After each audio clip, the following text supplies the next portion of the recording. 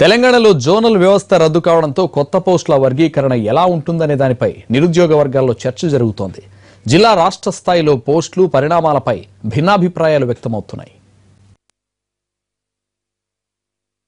ఉమ్మడి ఆంధ్రప్రదేశ్లో ప్రభుత్వ ఉద్యోగాల నియామకాల్లో అన్యాయం జరుగుతుందన్న ఆరోపణలు రావడంతో జోనల్ వ్యవస్థను అందుబాటులోకి తెచ్చారు.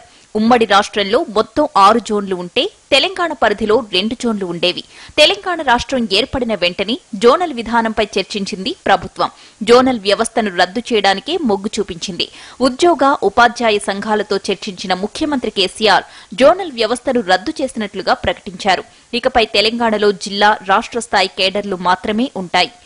పాత జోన్ అనేది ఎవరం ఆమోదించట్లేదు, కానీ కొత్త జోన్ అనేది ఈ పాత జిల్లాల పరిధి ఇంకొకట దాన్ని పునర్వ్యవస్థీకరించుకొని చిన్న జోన్ చేయగలిగితే ఎక్కడికక్కడ కొన్ని ఉద్యోగాలు జోనల్ స్థాయిలో రిక్రూట్మెంట్ చేసుకోగలిగితే ఆ స్థానికులకు న్యాయం జరుగుతుంది. ఏవి రాష్ట్ర స్థాయిలో ఉండాలనేది ఆలోచించి అప్పుడు వాటిని రాష్ట్ర స్థాయి ఉద్యోగులుగా మిగిలిస్తే అప్పుడు మిగిలిన వాళ్ళు, ఎందుకంటే కొన్ని పోస్టులే ఉంటాయి కాబట్టి వాటికి తగిన విధంగా పోటీ పడతారు, బాగుంటుంది. జోనల్ వ్యవస్థ రద్దు వల్ల రాష్ట్ర స్థాయిలో అందరికీ సమాన అవకాశాలు ఉంటాయని తెలంగాణ ఎన్జీఓలు చెబుతున్నారు. రాష్ట్ర స్థాయి పోస్టుల భర్తీలో ఇబ్బందులు లేకుండా చూడాలంటున్నారు. జోనల్ విధానం వల్ల చాలా మంది ఉద్యోగులకు, స్థానికులకు అన్యాయం జరిగిందనేటువంటి వాదన బలపడిందనేటువంటి మాట వాస్తవం. ఆదిలాబాద్ జిల్లా ప్రాంత వాసులకి ఆదిలాబాద్ జిల్లాలో ఉన్నటువంటి ఉద్యోగాలు వాళ్ళకి దక్కలేదు. ఇట్లా అనేక జిల్లాల్లో కూడా మారుమూల ప్రాంతాల్లో ఉన్నటువంటి వాళ్ళకందరికీ కూడా వారికి అసలైనటువంటి, వారికి రావాల్సినటువంటి న్యాయమైనటువంటి ఉద్యోగాలు వారికి దక్కనటువంటి నేపథ్యంలో తెలంగాణ ఉద్యమ సందర్భంగా మేము చెప్పింది అదే, ఈ జోన్ల వ్యవస్థని రద్దు చేయాలి. జోన్ల వ్యవస్థ రద్దు చేసి స్థానికులకు ఉద్యోగాలు దక్కే విధంగా చట్టాల్లో మార్పులు తీసుకురావాలన్నాం.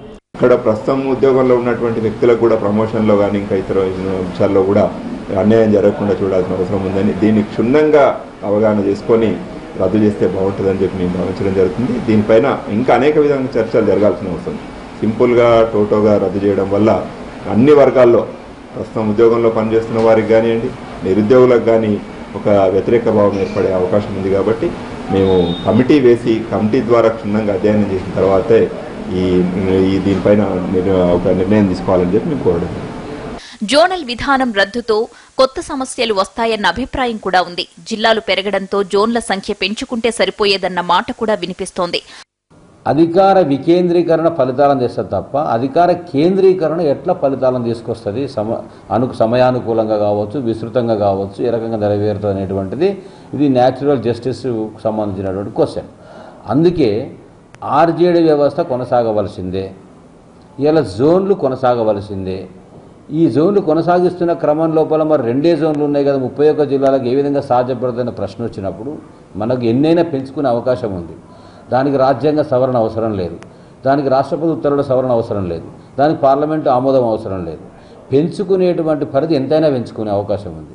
కాబట్టి 31 జిల్లాలను 6 జోన్లకు తక్కువ కాకుండా రీఆర్గనైజ్ చేసి కొనసాగించండి అనే మాట చెప్పాం.